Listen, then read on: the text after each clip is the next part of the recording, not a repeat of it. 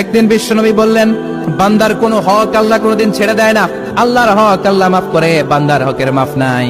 যদিও আমি নবী, আমার উপর যদি কোনো হক থাকে বলো, আমি দিয়ে দেব। কোন সাহাবী দাঁড়ায় না। এক সাহাবী দাঁড়িয়ে বলল, নবী, যুদ্ধের ময়দানে চাবুক চালানোর সময়, লাঠি চালানোর সময় এক কাফেরকে মারতে যে আপনার লাঠির বাড়ি আমার পিঠের মধ্যে পড়েছে।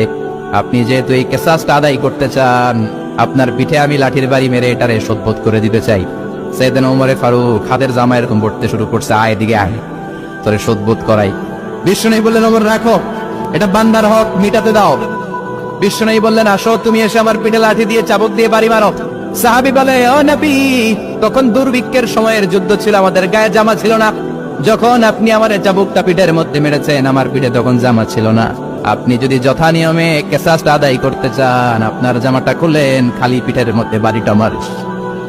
এবার ওমরে ফারুকের ধরে কে, এদিকে আয়, তোরে দেখাইতেছে। বিশ্বনবী বললেন, ও ওমর থামো, মারতে দাও। বিশ্বনবী উনার জুব্বাটা উপরের দিকে উঠালেন, পিঠের মধ্যে বাড়ি দেওয়ার জন্য ওই সাহাবীকে ডাকলেন। ওই সাহাবী বিশ্বনবীকে পিছন দিক থেকে জড়িয়ে ধরে ওই মোহরে নবুয়তের মধ্যে চুমু দিয়ে ফেলেছে।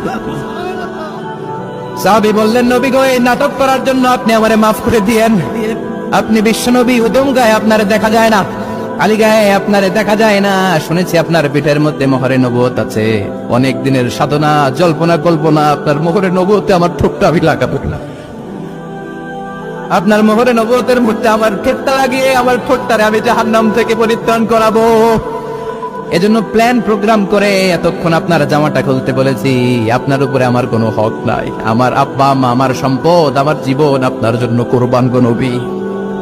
বিশ্বনবীর পিঠে বাম দিকে খাতামুন নবুওয়া ছিল, মাহরে নবুওয়া। কোন বর্ণনা এসেছে উনি এই মাহরে নবুওয়া দিয়ে পিছন দিকে দেখতেন। বিশ্বনবী যখন নামাজ পড়তেন উনি বলতেন, ইস্তাকিমু ওয়া আ'তাদিলু ইয়ারহামুকুমুল্লাহ, কাতার সোজা করো, ফাঁকা জায়গা বন্ধ করে দাও, কারণ আমি সামনে যেমনি দেখি পেছনেও তেমনি দেখি।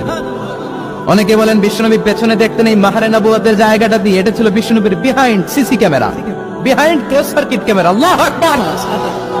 বিশ্বনবী ছাড়া কোন নবীর পিঠে এরকম মাহরে নবুওয়া ছিল নাকি? কথা বলেন। এজন্য ওই নবীরে গালি দিলে সহ্য হয়? কথা বলেন, সহ্য হয়? আবিয়াদুল ইবতাইন, বগল ছিল শুভ্র সাদা। আমাদের বগল কি সাদা?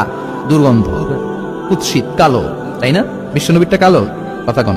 শুভ্র সাদা। আমরা দোয়া করি এভাবে। বিশ্বনবী মাঝে মাঝে দোয়া করতে করতে, বৃষ্টির জন্য যখন দোয়া চাইতেন, আরাফার ময়দানে যখন দোয়া চাইতেন, দোয়া করতে করতে হাতটারে উপরের দিকে করতেন। সবাই এরকম হাত তোলেন, সবাই হাত তোলেন। বিশ্বনবী মাঝে মাঝে আবেগের চোটে এইখান থেকে হাতটা এই জায়গায় নিয়ে যেতেন। সুবহানাল্লাহ। বিশ্বনবী যখন হাত আবেগের চোটে উপরের দিকে উঠাতেন, বিশ্বনবীর বগল দেখা যেত।